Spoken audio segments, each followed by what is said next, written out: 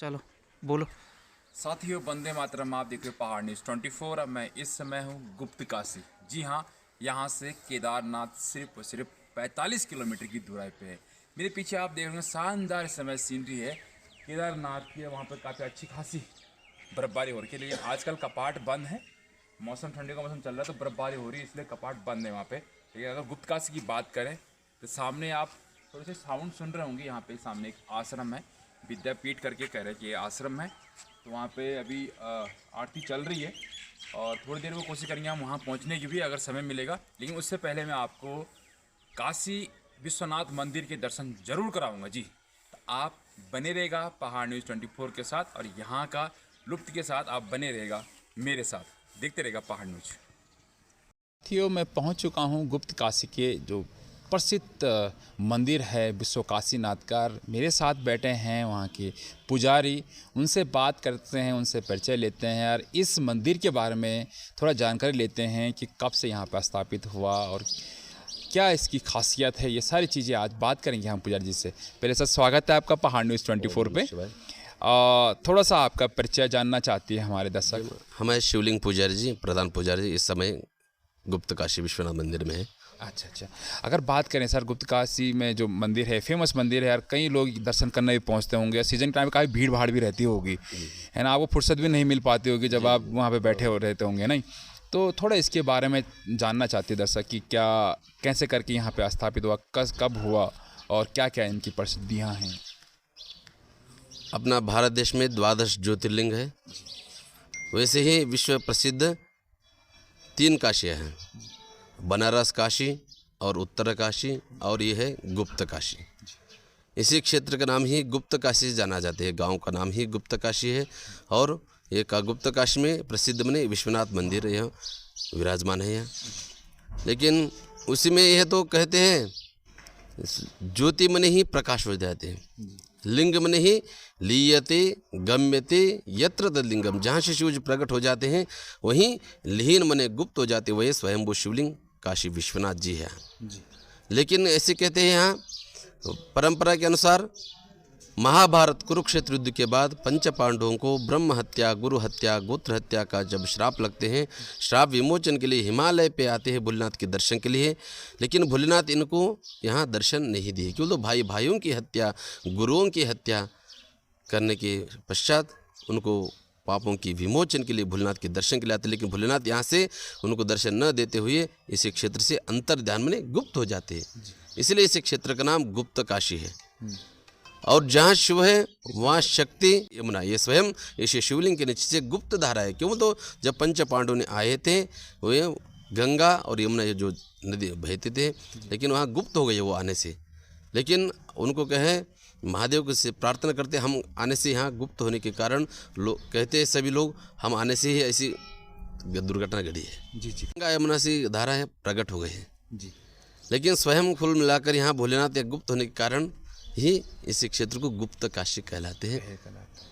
और यहाँ से फिर हिमालय पे जाते हैं भोलेनाथ के दर्शन के लिए। पंच पांडव ने यहाँ तो गुप्त हो गए, लेकिन माता पार्वती की तपस्या करते, माता पार्वती की तपस्या से यहाँ स्वयं महादेव अर्धनारीश्वर स्वरूप में दर्शन दिए। इसलिए तो कहते हैं वाघरता विव संपृक्तो वाघरता प्रतिपत्ति जगत पितर वंदे पार्वती परमेश्वर देव। अपना सर्वस्व देवों की देव महादेव है। लिंग मध्य जगत सर्वम जगदेत चरासम। सृष्टिकर्ता परम पिता परमेश्वर, उनकी स्मरण उनकी चिंतन के बिना ये जीवन अधूरी है। वैसे ही पंच पांडवों के पापों की विमोचन के लिए इस क्षेत्र में आते हैं। लेकिन भोलेनाथ गुप्त होने के बाद ही माता पार्वती की कृपा से, माता पार्वती की तपस्या से भोलेनाथ यहाँ अर्धनारीश्वर स्वरूप में दर्शन दिए। इसलिए इस क्षेत्र के नाम ही गुप्त काशी, काशी विश्वनाथ मंदिर है और अर्धनारीश्वर मंदिर भी है। और क्षेत्रपाल भैरवनाथ जी के भी मंदिर है, मणिकर्णिका कुंड है। यहीं से फिर हिमालय पे गए भोलेनाथ 5 केदारनाथ में 5 शक्तियों से 5 अंग से दर्शन दिए। पंच केदार से कहलाते हैं। केदारेश्वर में पृष्ठ भाग के दर्शन, द्वितीय केदार भगवान मधमेश्वर में नाभि के स्वरूप मध्य भाग के दर्शन, तृतीय तुंगनाथ में हृदय और भावों के दर्शन, रुद्रनाथ में नेत्र मुखमंडल, कल्पेश्वर में जटा। ऐसे 5 केदारनाथ में 5 शक्तियों दर्शन दिए। पंच केदार से कहलाते हैं। केदारेश्वर केदारम मध्यमम तुंगम तथा रुद्रालयम प्रियम कल्पकम च महादेवी सर्व सर्व पाप प्रणाशन, जैसी दर्शन दिए वही पंच केदार शकल इसी क्षेत्र का नाम ये गुप्त काशी है। ऐसी जैसी बनारस काशी है वैसी स्वयं यहाँ महादेव विश्वनाथ के नाम से ही प्रसिद्ध है। आपने मेरे सारे सवाल इसी में जो मेरे पूछने वाला था मैं, आपने एक तरफ से सारे जवाब दे दिए हैं, तो कोई जवाब मेरे पास है नहीं। अगर बात करें अगर यहाँ पे श्रद्धालु पहुँचते हैं तो भीड़ काफ़ी रहती होगी, तो कैसे करके आप लोग इसका मैनेजमेंट बैठाते हैं? दिक्कतें भी आती होंगी। लेकिन वो इसकी तो चिंता करने की बात नहीं है। जैसे परंपरा जैसे है जी जी जी। स्वयं यहाँ ब्रह्मी मुहूर्त में बाल भोग लगते हैं, उसके बाद भक्तों के लिए द्वार खुल जाते हैं। तब से जब तक मध्याह्न महाभोग जब भगवान का श्रृंगार नहीं हो पाते तब तक भक्त लोग के दर्शन अंदर स्वयं जाकर जल चढ़ा सकते हैं, स्वयं स्पर्श दर्शन कर सकते हैं। जल चढ़ाने का क्या, क्यों मैं देख रहा हूँ कि सभी लोग जल चढ़ाते हैं, जितने भी भीतर अंदर भी और बाहर भी, उसका क्या लेकिन सबसे कहना पड़ता है हमको, भोलेनाथ कैसे है? नाद प्रिय है, वेद प्रिय है और जल प्रिय है। उससे बढ़कर हमारा और भाव और भक्ति प्रिय है। केवल जल तो प्रिय है ही है, लेकिन उससे हमारा भाव भी चाहिए ना। जल प्रिय बोल के कोई भी ऐसी भी डाल दिया तो ऐसी भी नहीं होती। आपके अंदर भाव आना चाहिए, भक्ति आना चाहिए, तभी हम घर से आकर लोटा ले आकर जय चलो साड़ा चलिए। ऐसे यह सौभाग्य है यहाँ काशी विश्वनाथ की नगरी के भक्त लोगों का। स्वयं यहाँ गंगा यमुना ये धारा स्वयं महादेव के चरण में प्राप्त है। ये स्वयं यहीं से लेना जल, यहीं चढ़ाना है। कोई आप तकलीफ लेने की जरूरत नहीं, कहीं से भर के लाना की जरूरत नहीं। ये ऐसी परम सौभाग्य है। यह गंगा यमुना का धारा यही है। स्वयं आप लोटा ले आ सकते घर से, नहीं भी लेकर तो घर में मंदिर में यहाँ लोटा रहते हैं। इसलिए क्यों तो वो स्वयं परिपूर्ण रुद्राभिषेक नमक और चमक पुरुषोक्त से रुद्राभिषेक होते हैं। दूध से करो, जल से करो, अपनी भक्ति और भाव प्रिय है मेन।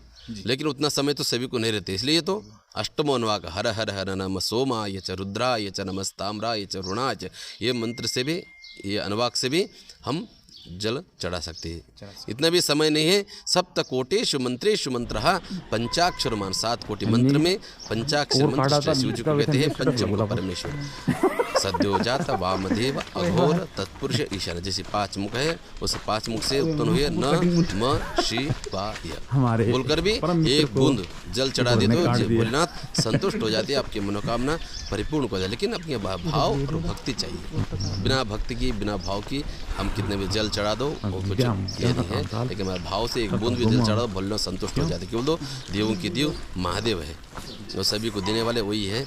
इसलिए हम तो मांगने की जरूरत नहीं, महादेव के पास आ गए, श्रद्धा भक्ति से आकर एक दिन जल चढ़ा दो, आजीवन धन्य कर लो। बात करें केदारनाथ बाबा जी, वो सामने नज़दीक यहाँ से 45 से 50 किलोमीटर का डिस्टेंस है, तो आप लोग भी वहाँ पे जाते होंगे जब सीजन जो रहता होगा वहाँ पे जाते हैं? ऐसी हम परंपरा है पुजारियों का। यहाँ दक्षिण भारत की शुद्ध वीर जंगम लोग ही यहाँ प्रधान पूजा के रूप में सेवा करते हैं।